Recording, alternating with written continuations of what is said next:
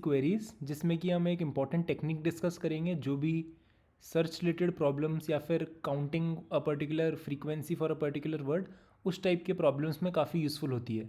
तो सबसे पहले हम स्टार्ट करते हैं इस चैलेंज की रिक्वायरमेंट से। हमें इसमें एक डेटा स्ट्रक्चर बनाना है जिसमें हमें फ्रीक्वेंसी फाइंड करनी है एक गिवन वैल्यू की, और हमें एक सब एरे दी जाएगी, उसमें हमें उसकी फ्रीक्वेंसी बतानी है जो भी वैल्यू है उसकी। तो ये चैलेंज है, और इन्होंने हमें रेंज फ्रीक्वेंसी क्वेरी इंप्लीमेंट करने के लिए कहा है क्लास, जिसमें एक कंस्ट्रक्टर होगा जिसमें एक हमें एरे दी जाएगी, उसको हमें यूज़ करना है इस इन ऑपरेशंस के लिए। और दूसरा होगा क्वेरी जिसमें लेफ़्ट और राइट इंडेक्सेस दिए जाएंगे और हमें वैल्यू बतानी है कि वैल्यू कितनी बार लेफ़्ट से राइट इंडेक्स के बीच में आ रही है। और जैसा कि इन्होंने कहा इंक्लूसिव है ये दोनों लेफ़्ट और राइट, तो इसका हमें ध्यान रखना है। और हमें रिटर्न द फ्रीक्वेंसी करनी है, रिटर्न कोई दिक्कत वाली बात नहीं है। तो इसमें तो सबसे पहले हमेशा की तरह हम वही डिस्कस करेंगे कि पहली चीज़ जो देखते ही क्या आती है दिमाग में।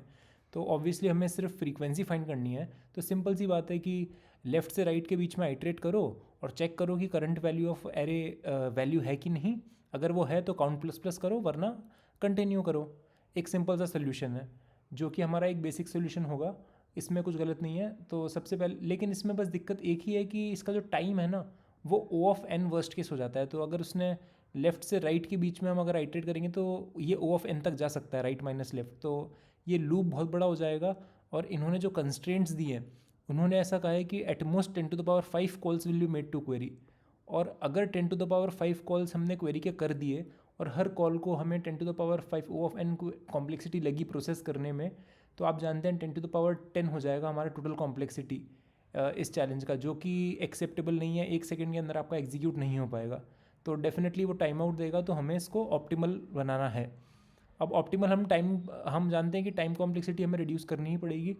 तो दूसरी चीज़ जो आती है वो एक मेन कंसेप्ट आता है इन सर्च रिलेटेड और काउंटिंग फ्रीक्वेंसी वाले चैलेंजेस में, कि ऐसे चैलेंजेस में आप ये कर सकते हैं कि हमेशा वैल्यू टू इंडेक्सेस की जो मैपिंग होती है ये बना के रखने में हमें बहुत फ़ायदा मिलता है। और ये जो प्री प्रोसेस्ड वैल्यूज़ होती है इनको हम कई बार यूज़ कर सकते हैं, कई अलग अलग तरीके से यूज़ कर सकते हैं। तो इसमें हम एक एग्जांपल स्टडी करते हैं, लेट्स से। तो हमें फाइंड करना है occurrences for a given value.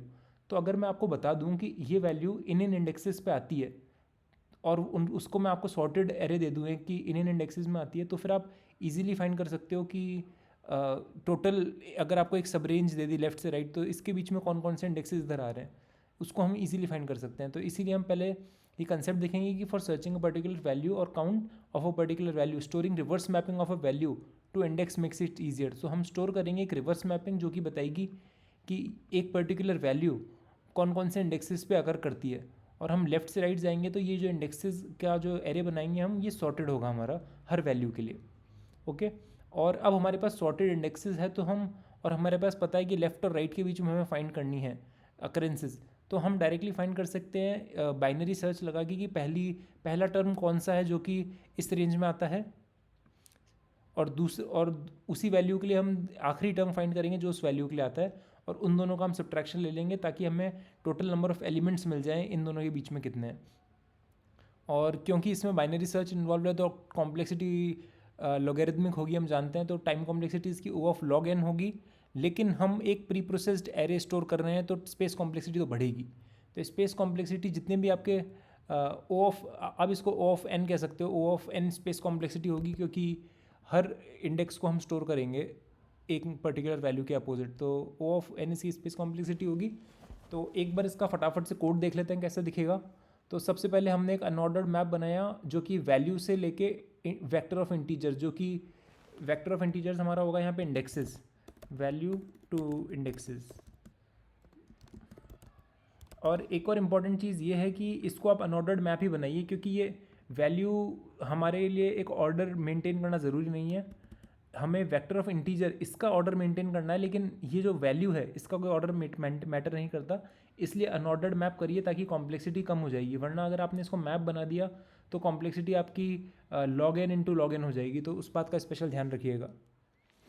तो सबसे पहले इन्होंने हमें एक कंस्ट्रक्टर इंप्लीमेंट करने के लिए कहा है जिसमें एक एरे दी हुई है। हमने कुछ नहीं किया, बस एक आइट्रेट किया उस एरे के ऊपर जाकर, और हमारा जो ये स्ट्रक्चर हम बना रहे हैं वैल्यू से इंडेक्सेस वाला, उसको जाके हमने पॉपुलेट कर दिया। वैल्यू ऑफ इंडेक्सेस, एक पर्टिकुलर वैल्यू से पुशबैक हमने किया इंडेक्स को कि कौन कौन से इंडेक्स में वो ऑकर करता है। फिर हमने जब हमें बोला है कि क्वेरी दिया है कि लेफ्ट से राइट के बीच में वैल्यू कितनी बार आया है ये हमें बताना है, तो हम कुछ नहीं कर रहे हैं, हम सबसे पहले लोअर बाउंड फाइंड कर रहे हैं कि ऐसा इंडेक्स जिसकी value greater than equals to left index हो, और फिर हमने फाइंड किया ऐसा इंडेक्स जिसकी value greater than right index हो। तो हमारे पास पूरा सेगमेंट आ गया अच्छे से, जो कि इस रेंज में आता है, और हमने उन दोनों को सब्ट्रैक्ट कर दिया, तो हमारे पास डायरेक्टली नंबर ऑफ़ एलिमेंट्स आ गए जो कि इस रेंज में सेम वैल्यू के साथ आते हैं। तो उसको एक एग्जांपल से देख लेते हैं। जैसे मान लो कि एक वैल्यू 2 है, value 2 occurs at indexes 5, 7, 9 and 10, ठीक है।